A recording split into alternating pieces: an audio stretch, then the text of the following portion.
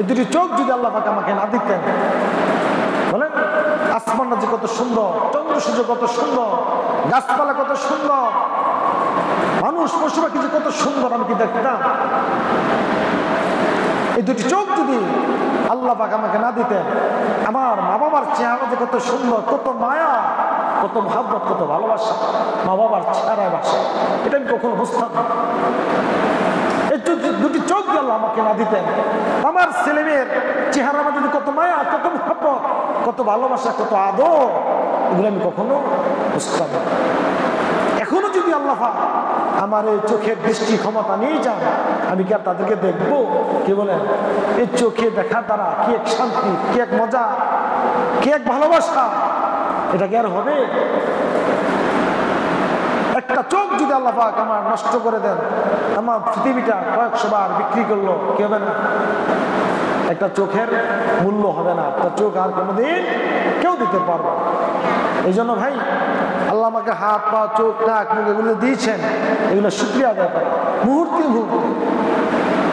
সবচেয়ে বড় শুকরিয়া আদায় হলো দিল থেকে শুকরিয়া আদায় করা।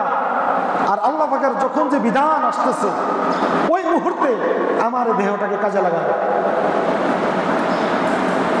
মসজিদের মধ্যে আযান হয়ে গিয়েছে, আযানের পর যদি আমি ওযু করে মসজিদের দিকে রওনা হই, মসজিদে এসে নামাজ পড়ে নেই, তাহলে আমার এই পুরা দেহটার শুকরিয়া আদায় হয়ে যাবে। কারণ নামাজটা পড়তে হলে পুরা শরীরের প্রয়োজন। কি বলেন? নামাজ পড়তে হলে মাথার প্রয়োজন, হাতের প্রয়োজন, পায়ের প্রয়োজন, দেহের প্রয়োজন।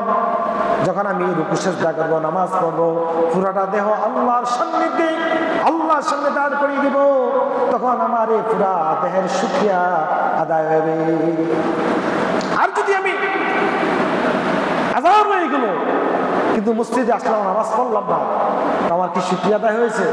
শুকরিয়া আদায় হলো না, বরং আল্লাহ যে আমাকে নিয়ামত দিলেন, এই নিয়ামতের অকৃতজ্ঞতা করা হলো, নিয়ামতের অকৃতজ্ঞতা করা হলো। এই বডি, এই দেহ, এই সুন্দর শরীর, আমি যে আল্লাহর শুকরিয়া আদায় করলাম না, তো হতে পারে আল্লাহ পাক আমার এই নিয়ামত যে কোনো মুহূর্তে ছিনিয়ে নিতে পারে। যে কোনো মুহূর্তে আল্লাহ রাব্বুল আলামিন আমার একটা হাত নিয়ে যেতে পারেন, পা নিয়ে যেতে পারেন, চক্ষু নিয়ে যেতে পারেন, কান নিয়ে যেতে পারেন, কানে এরকম ভাবে শ্রবণ শক্তি নিয়ে যেতে পারেন, এরকম দৃষ্টি শক্তি নিয়ে যেতে পারেন। আমার মাথার মধ্যে যে ব্রেন আছে, যে জ্ঞান বুদ্ধি আছে, এগুলো আল্লাহ আমাকে আমার মাথা থেকে নিয়ে আমাকে পাগল বানিয়ে দিতে পারে। কি বলেন? পারে কিনা? এই জন্য ভাই সবসময় আমার দিলটাকে আল্লাহর দিকে মোতাবজ্জ রাখা, মনটাকে আল্লাহর দিকে ধাবিত রাখা, কোন মুহূর্তে কোন অবস্থাতে আল্লাহকে না ভোলা। মুহূর্তে মুহূর্তে আমি কার শুকরিয়া আদায় করবো? আল্লাহর শুকরিয়া। এমনকি আমি যখন আমার স্ত্রীর সাথে নির্জনে বসে আলাপ আলোচনা করব, ওই মুহূর্ত আমার দিলের মধ্যে কার স্মরণ থাকতে হবে? আল্লাহ স্মরণ, যে আমি এখন আমার স্ত্রীর সাথে আনন্দ করতেছি, এই সুযোগটা করে দিয়েছেন কে? আল্লাহ। এই মুহূর্তে কত মানুষ হাসপাতালে আছে, জেলখানায় আছে, বিভিন্ন সমস্যা আছে, তার এই সুযোগ হচ্ছে না, আমাকে যে সুযোগটা করে দিলেন কে? আল্লাহ। কোনো মুহূর্ত নাই যে মুহূর্তে আপনি আল্লাহর থেকে দূরে সরে থাকবেন, হ্যাঁ, আল্লাহর থেকে আপনি গাফেল হয়ে থাকবেন, এমন মুহূর্ত নাই। কারণ প্রত্যেকটা মুহূর্তে আমি আল্লাহ অসংখ্য অগণিত নিয়ামত ভোগ করতেছি। এই জন্য প্রতিটা মুহূর্তে মুহূর্তে কি জবান দিয়া বলতে বলে তো ভালো, জবান দিয়ে না বলতে দিলে দিলে কি বলতে হবে? আলহামদুলিল্লাহ, আলহামদুলিল্লাহ, আলহামদুলিল্লাহ, আলহামদুলিল্লাহ, আলহামদুলিল্লাহ, আলহামদুলিল্লাহ, আলহামদুলিল্লাহ, আলহামদুলিল্লাহ। লাভ হবে কি? আল্লাহ রাব্বুল আলামিন বলেন, লাইন শাকারতুম লাযীদান্নাকুম ওয়া লাইন কাফারতুম ইন্না আযাবি লাশাদীদ। লাভ হবে কি? আল্লাহ বলেন, আমি যে তোমাকে নিয়ামত দিয়েছি, হ্যাঁ, এই নিয়ামত যদি তুমি শুকরিয়া আদায় করো, তবে তোমার নিয়ামত আরো বাড়িয়ে দিব। সুবহানাল্লাহ। কি করবো? নিয়ামত বাড়িয়ে দিব। এখন আমি চোখের আল্লাহ একটা বিশাল এক নিয়ামত, আমি শুকরিয়া আদায় করলাম, পায়ের শুকরিয়া আদায় করলাম, হাতের শুকরিয়া আদায় করলাম। আল্লাহ বলছেন শুকরিয়া আদায় আমি নিয়ামত বাড়িয়ে দিব। তাহলে কি আমার হাত লম্বা হয়ে যাবে, পা লম্বা হয়ে যাবে, চোখ বড় হয়ে যাবে?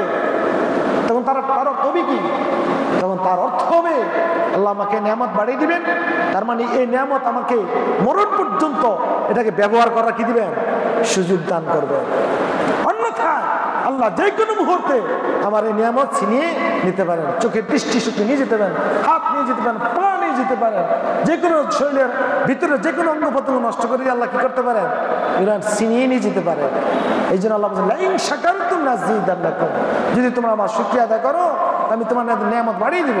আর যদি ওয়ালাইন কাফারতুম, যদি অকৃতজ্ঞতা জ্ঞাপন করো, লাযিদান্নাকুম, হ্যাঁ লাইন শাকারতুম লাযিদান্নাকুম ওয়ালাইন কাফারতুম ইন্না আযাবি লাশাদীদ, যদি তোমরা আমার এই নিয়ামতের শুকরিয়া আদায় না করো তো মনে রাখবা ইন্না আযাবি লাশাদীদ, আমার আযাব অত্যন্ত কঠিন, আমার ধরা বড় কঠিন, আমার ধরা বড় মজবুত ধরা, ছুটার কোনো ব্যবস্থা নেই। কিন্তু আল্লাহ দলে ছুটার ব্যবস্থা আছে। এখন এই দেহ আল্লাহ আমাকে দিলেন, এগুলো আমি শুকরিয়া আদায় না করি, এক নম্বর শুকরিয়া আদায় করতে হবে 5 ওয়াক্ত নামাজ পড়ে। কি পড়ে ভাই? 5 ওয়াক্ত নামাজ পড়ে তার শুকরিয়া আদায় করতে হবে। ফজর থেকে জোহর পর্যন্ত এই সময়টা আল্লাহ আমাকে দিলেন, তার শুকরিয়া আদায় করবো জোহর নামাজ পড়ে। জোহর থেকে আসর পর্যন্ত সময়টা আল্লাহ আমাকে দিলেন, আসর নামাজ পড়ে তার শুকরিয়া আদায় করবো। আসর থেকে মাগরিব পর্যন্ত আল্লাহ আমাকে দুনিয়াতে বেঁচে থাকার খাওয়া চলা ফেরা সবকিছুর অধিকার দিলেন, এর শুকরিয়া আমি আদায় করে মাগরিব নামাজ পড়ে। মাগরিব নামাজ পড়ার পর থেকে এশা পর্যন্ত আল্লাহ পাক আমাকে সুযোগ দিলেন, তার শুকরিয়া দিলেন এশার নামাজ পড়ে। এশা থেকে ফজর পর্যন্ত আল্লাহ পাক আমাকে দুনিয়াতে বাঁচিয়ে রাখলেন, আল্লাহ পাক আমাকে সুযোগ দান করেন, হাজার অসংখ্য অগণিত নিয়ামত আমাকে বুক করার সুযোগ দান করেন, তার শুকরিয়া আদায় করে ফজর নামাজ আদায় করেন। সুবহানাল্লাহ, ঠিক না ভাই? ঠিক না ভাই? এই জন্য আল্লাহ পাঁচ ওয়াক্ত নামাজ দিয়েছেন, কয়েক নামাজ 5 ওয়াক্ত নামাজ আল্লাহ শুকরিয়া আদায় করেন। এই শুকরিয়া আদায় করা ফরজ। 5 ওয়াক্ত নামাজের মধ্যে শুকরিয়া আদায় করা কি ফরজ, ফরজ।